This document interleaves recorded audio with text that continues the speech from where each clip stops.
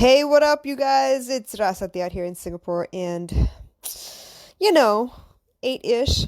It's not 8, it's almost 9 o'clock. I'm over here laying on Kuti G's stomach, trying to get her to go to sleep, and I'm recording a podcast, and she breathing in my ear like, what the heck? Okay, go to sleep for real. You want to say goodnight?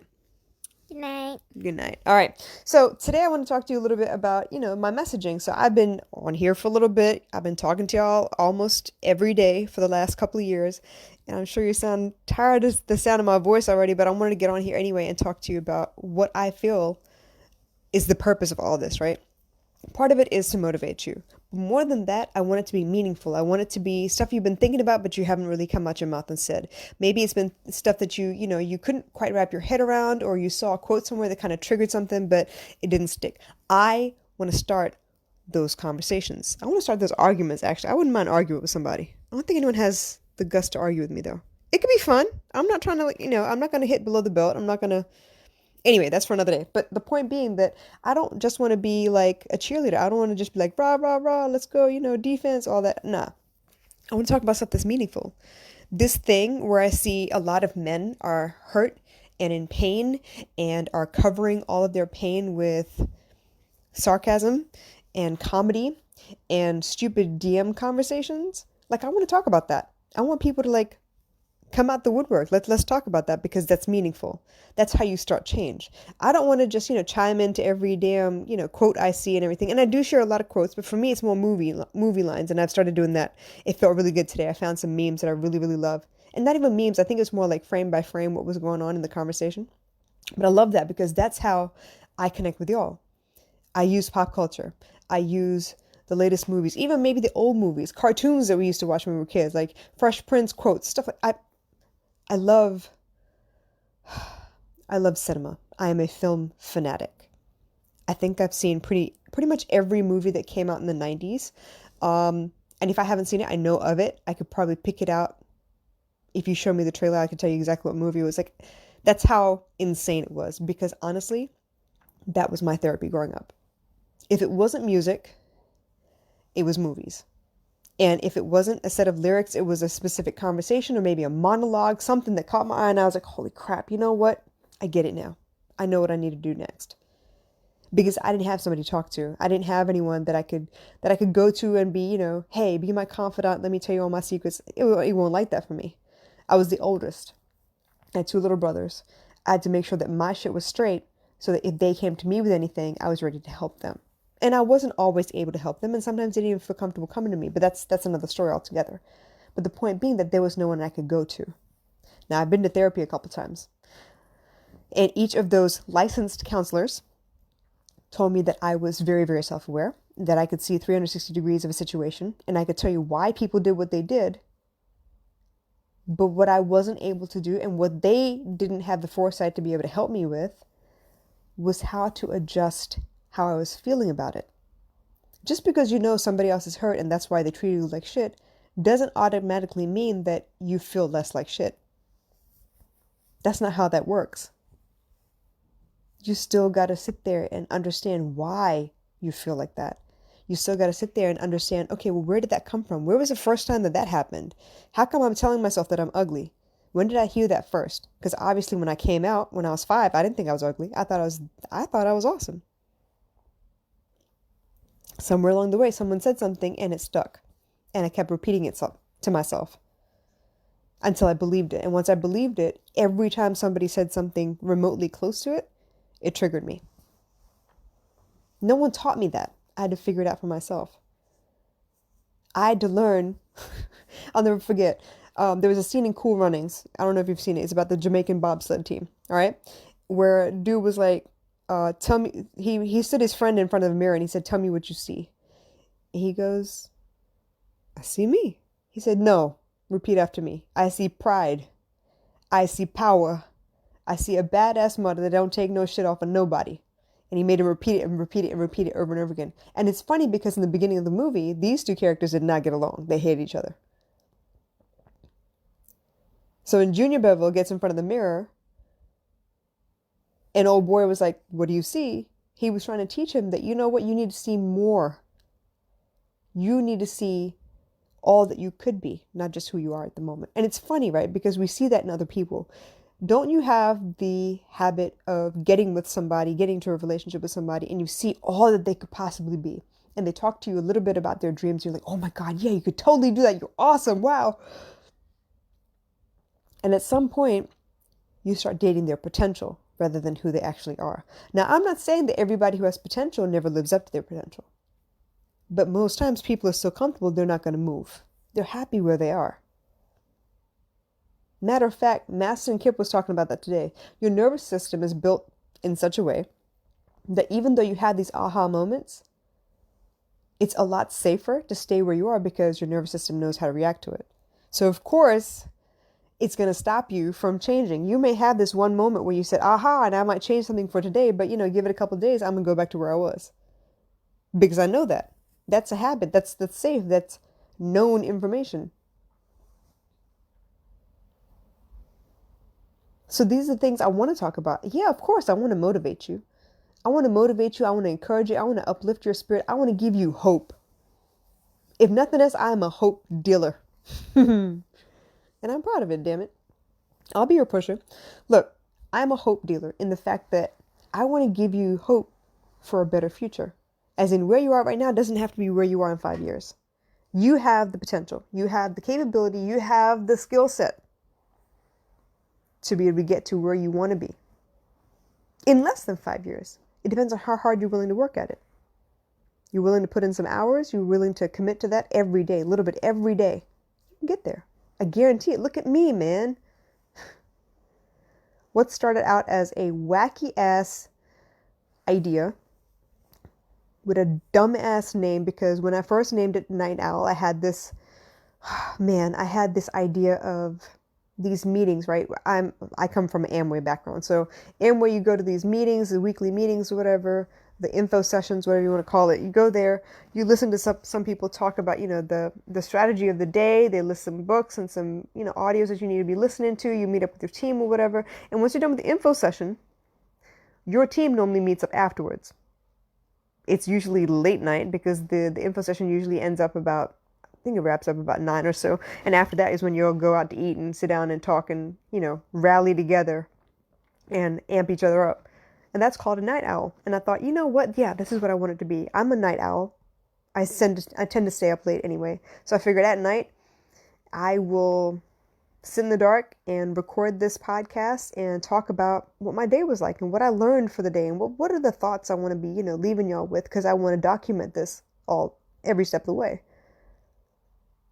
And at some point I thought, that was going to be a dumb ass idea. I didn't even look at who else was called a night owl. I just went ahead and named it that and kept on going. And somewhere along the way, I was like, you know what? I'm going through some stuff and I don't want to do this podcast anymore because nothing good is coming out of my mouth at the moment. I was so upset and so heartbroken, I just couldn't get it out. And I should have, but it's okay. I didn't put it out there and I stopped being as consistent as I was. And then somewhere along the way, I found that I was inching closer to a milestone. I was like, yo, I need to get this shit together. I need to start going back to doing it every day. So I did. And here I am, 558 episodes, including this one. I feel pretty damn good because you know what? I'm on track to hit 650 by the end of the year. 650. And while I do recap my days, and while I do have Kutiji on here as a guest speaker sometimes, because I think it's important, the stuff that we talk about, might even get her to start her own podcast here in a little bit, but more than just pushing hope, selling you the dream of freedom, letting you know that, yeah, you know what, there's a market for whatever it is that you want to do too. More than that, I want you to understand you have the power to create and destroy just inside your ear, between your ears right now. Your brain has the capacity to create and destroy whole worlds. You can reconstruct your world any way you want to.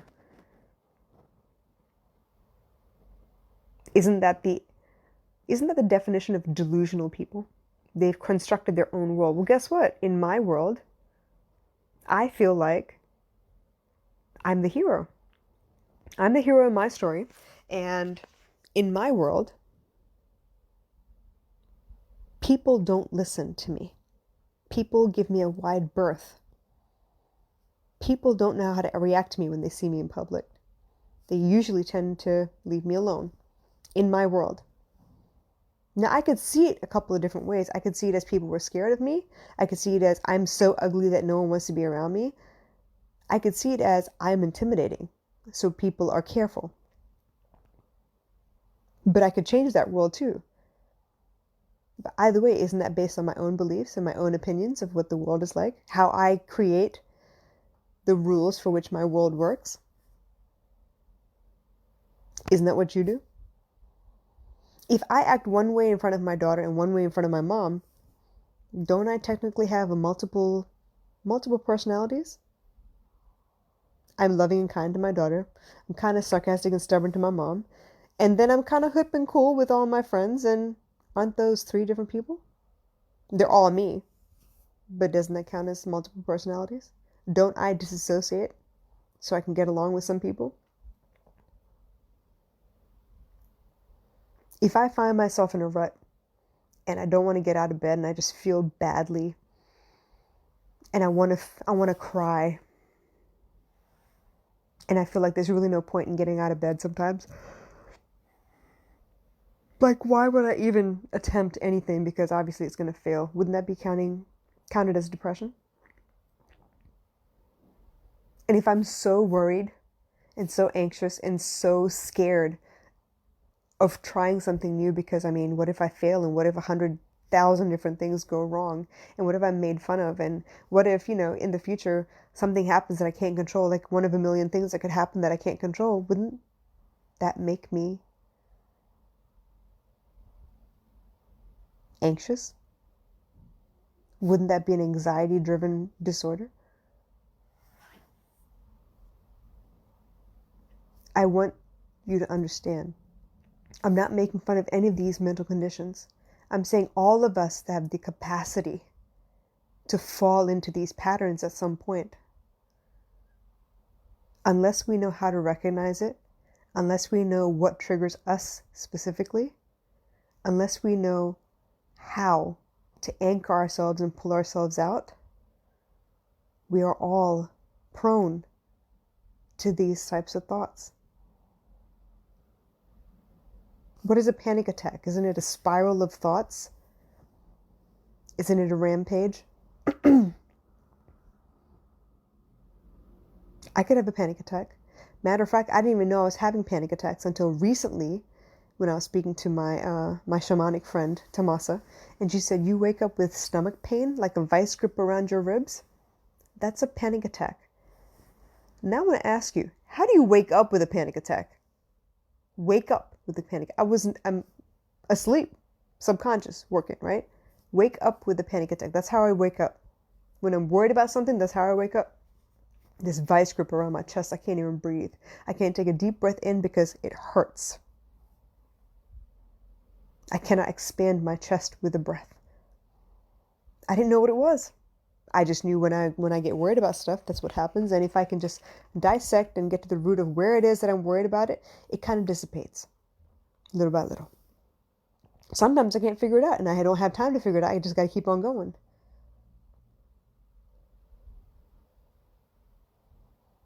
I believe in all of you. I believe in your ability to fix yourself. I believe in your ability to find out and ask the right, set of questions to make sure that you have the right people around you. You know why? Because I have the capacity to help you figure that out. Because I had to teach myself. And trust me, no lesson is ever presented to you once in life. It's presented to you over and over again, just to make sure you learn the lesson. And once you're a master at it, it no longer looks like a lesson.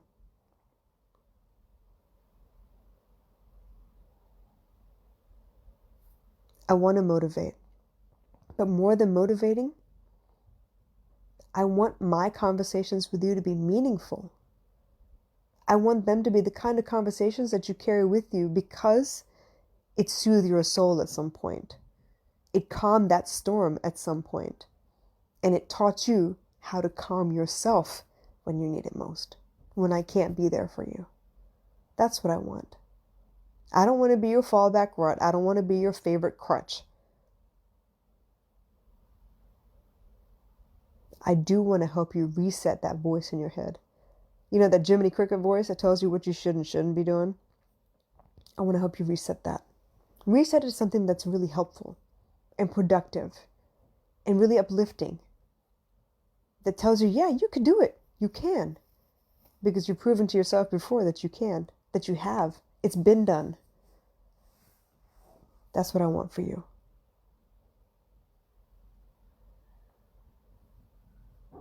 That's what I want for everyone.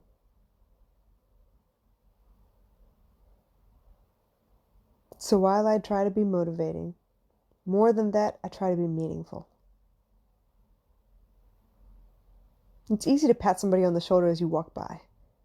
It's different to stop, to really look at them, to listen to them actively, to really look in their eyes and understand what it is that they're saying, to intuitively ask the questions that you know they want you to ask, and then to listen again for the answer, and to have a really meaningful conversation with somebody. That's different. And I want us to go from not everyone can do that to absolutely every one of us do that. That is the norm. That's what I want. That is the norm. What if deep conversations were the norm, man? Can you imagine? Damn, that'd be a great world. We could really decide some things. We could really discuss some things. We could really come up with some great solutions. We don't have to be angry all the time. We don't have to be sad or upset or nervous or guilty. None of those things. We could really talk about some stuff.